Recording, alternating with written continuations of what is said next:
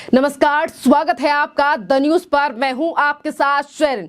राजस्थान में हुई कांग्रेस की करारी हार, जिसे अभी तक कांग्रेस पचा नहीं पा रही है, जिस पर लगातार ये बातें कही जा रही थी कि जो रीत जो है राजस्थान में चली आ रही है कि 5 साल के बाद होगा बदलाव, उसे इस बार अशोक गहलोत की सरकार तोड़ने वाली है। पर अशोक गहलोत और पूरी कांग्रेस के जो चुनावी दावे थे उन पर पूरी तरीके से जनता ने इस बार पानी फेर दिया।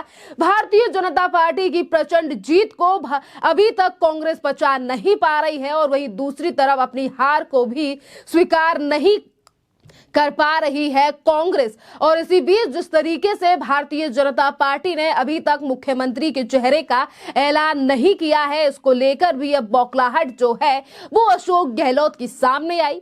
दरअसल अशोक गहलोत आज दिल्ली पहुंचे हैं समीक्षा की बैठक में हिस्सा लेने के लिए, और जैसे ही वो दिल्ली एयरपोर्ट पर पहुंचे और जब एयरपोर्ट पर मीडिया ने उनसे कई सवाल किए तो उस पर अशोक गहलोत ने सबसे पहले जो है वो ये कहा और भारतीय जनता पार्टी पर तंज कसा। कहा कि विधानसभा चुनाव में काम के ऊपर भारतीय जनता पार्टी ने चर्चा नहीं की, बीजेपी वाले बस कन्हैया मदनलाल पर चर्चा करते रहे, तनाव का माहौल बनाकर ध्रुवीकरण किया, इसीलिए भारतीय जनता पार्टी जो है वो राजस्थान में जीत गई।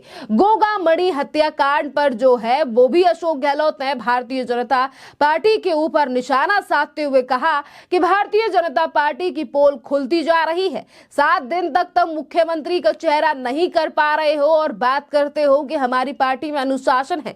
सुखदेव सिंह गोगामड़ी हत्याकांड पर मुख्यमंत्री अशोक गहलोत ने बड़ा बयान देते हुए कहा है कि सुखदेव सिंह गोगामड़ी हत्याकांड में मुझसे एनआईए जांच पर कोई आपत्ति नहीं होने के जो है वो हस्ताक्षर करने पड़े हैं, जबकि ये काम जो है वो नए मुख्यमंत्री को करना चाहिए था, लेकिन लगभग 1 हफ्ता हो गया बीजेपी जो है वो सीएम का चयन नहीं कर पाई है। मैं कहना चाहता हूं कि वे जल्द ही इस बात पर जो है वो फैसला ले।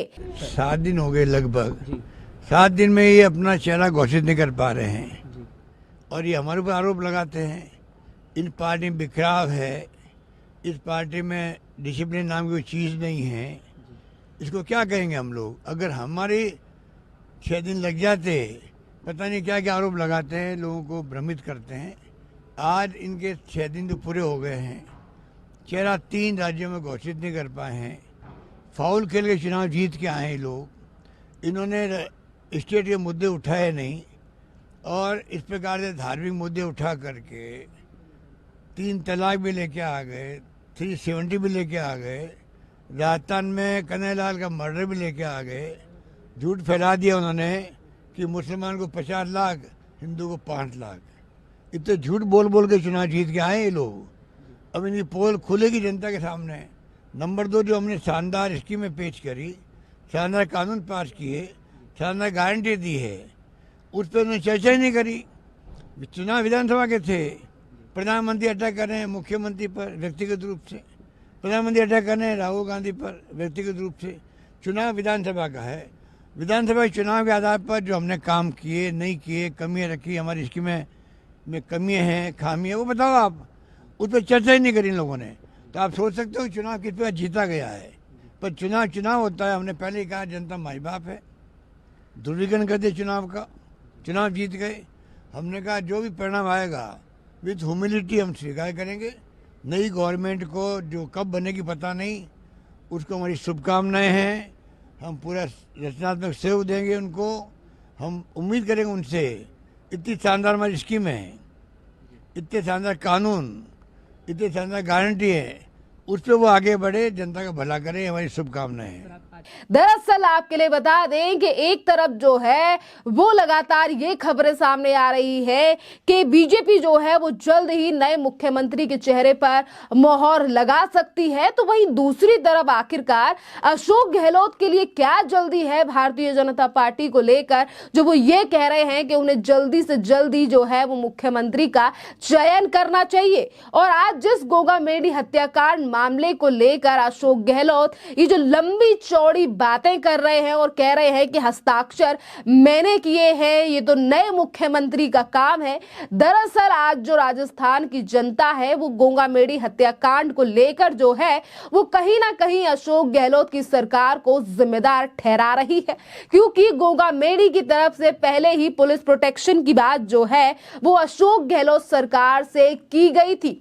यानी कि फिर एक बार राजस्थान में वही सीन दोहराता हुआ नजर आया है। और एक समय जब राजस्थान में अशोक गहलोत की सरकार और अशोक गहलोत की पुलिस, उस समय पर भी कन्हैया लाल ने भी राजस्थान की पुलिस से जो है वो प्रोटेक्शन मांगा था, पर पुलिस और प्रशासन ने उन्हें प्रोटेक्शन नहीं दिया था, जिसके बाद उनकी यानी कि हम कहें कि दो कट्टरपंथियों ने उनकी जान ले ली या फिर हत्या कर दी। उसी मामले को लेकर जो है वो भारतीय जनता पार्टी ने इन विधानसभा चुनाव में अशोक गहलोत की कांग्रेस सरकार को घेरा था, जिसके बाद जनता ने अपना फैसला 3 तारीख को सुना दिया। 3 तारीख को रिजल्ट सामने आए और इसी के साथ आपके लिए बता दें कि एक तरफ अशोक गहलोत जो हैं वो अपनी हार को स्वीकार नहीं कर पा रहे हैं।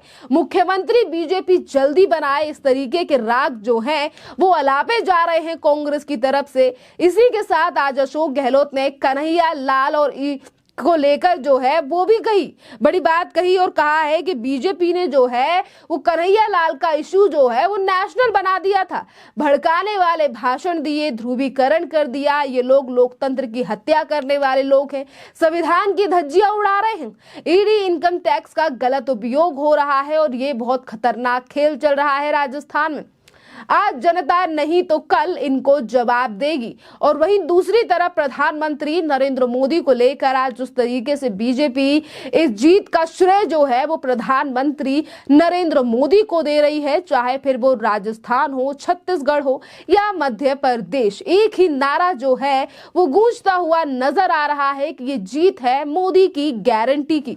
और उसको लेकर भी आज अशोक गहलोत ने कहा कि हमने जो शानदार स्कीमें लागू की, जो काम किए, जो गारंटी दी, उस पर तो इन्होंने कोई चर्चा ही नहीं की, बीजेपी ने उस पर कोई चर्चा नहीं की। ये चुनाव विधानसभा का था, पर प्रधानमंत्री व्यक्तिगत रूप से जो है वो मुख्यमंत्री पर अटैक कर रहे थे, राहुल गांधी पर अटैक कर रहे थे। हमारी स्कीमों की अच्छाइयां और खामियां जो हैं उन पर भारतीय जनता पार्टी ने बात नहीं की। लेकिन चुनाव होता है और इससे पहले भी हमने कहा है कि जनता जो है वो माई बाप है।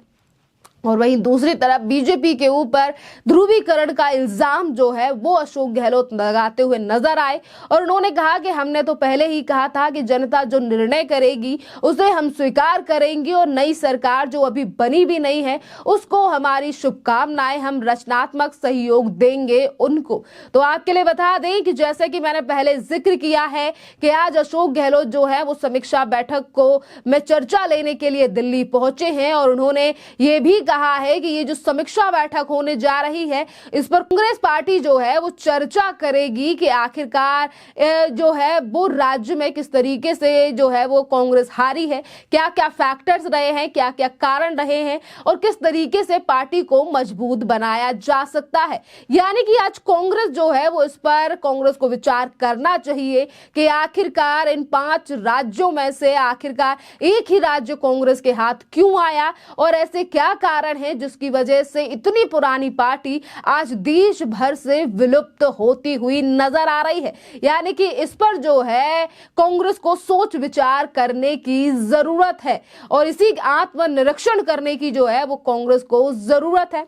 और इसी के साथ अगर हम बात करें भारतीय जनता पार्टी की, क्योंकि आज मुख्यमंत्री को लेकर लगातार जो है वो कई नाम आगे आ रहे हैं, चाहे फिर वो मध्य प्रदेश की बात करें, छत्तीसगढ़ या फिर राजस्थान की। राजस्थान को लेकर आज जो कुछ रिपोर्ट्स हैं वो भी सामने आ रही हैं जिसमें कहा जा रहा है कि वसुंधरा राजे की वजह से छत्तीसगढ़ और मध्य प्रदेश में मुख्यमंत्री बनने में हो रही है देर, वो भी भारतीय जनता पार्टी को। और ये ट्वीट किया गया है एलपी पंत के द्वारा और उन्होंने ये कहा है कि ये खबरें सुनने में आ रही हैं कि वसुंधरा राजे की वजह से जो है वो छत्तीसगढ़ और मध्य प्रदेश में भी मुख्यमंत्री का चयन करने में देरी हो रही है। अब देखना अहम रहेगा कि आखिरकार इसकी मेन जो जड़ है वो वसुंधरा राजे हैं या फिर किसी और कारणवश जो है वो बीजेपी के द्वारा मुख्यमंत्री चयन करने में देर की जा रही है। खैर जो है वो एक एक करके नेताओं को दिल्ली तो बुलाया जा रहा है, उनसे बातचीत भी की जा रही है, पर अब देखना अहम रहेगा कि आखिरकार मुख्यमंत्री के नाम पर कब जो है वो मोहर यानी कि भारतीय जनता पार्टी के केंद्रीय नेतृत्व के द्वारा लगाई जाएगी। इसी के साथ अगर हम बात करें वसुंधरा राजे की, वसुंधरा राजे अभी जब दिल्ली आई थी उन्होंने कहा था कि जो केंद्रीय नेतृत्व डिसाइड करेगा, तय करेगा, हम उस पर चलने के लिए तैयार हैं, हम उसे स्वीकार करेंगे। और इसी तरीके की बात जो है मुख्यमंत्री की रेस में चल रहे बाबा बालकनाथ के द्वारा भी कही गई और आज भी उन्होंने सोशल मीडिया यानी कि एक्स पर जो है वो पोस्ट लिखते हुए कहा कि सोशल मीडिया पर जो खबरें चल रही हैं उस पर भरोसा ना करें, मुझे प्रधानमंत्री नरेंद्र मोदी के मार्गदर्शन में और भी चीजें सीखने की जरूरत है। अब देखना अहम रहेगा कि जिन नए चेहरों को लेकर बीजेपी का केंद्रीय नेतृत्व जो है वो बात कर रहा है, डिसाइड कर रहा है, कौन होंगे वो नए चेहरे जिनको इन तीनों राज्यों में जिम्मेदारी सौंपी जाएंगी। खैर इस पूरे मामले पर आप लोगों की जो भी राय हो आप हमें कमेंट कर जरूर बताइए। धन्यवाद।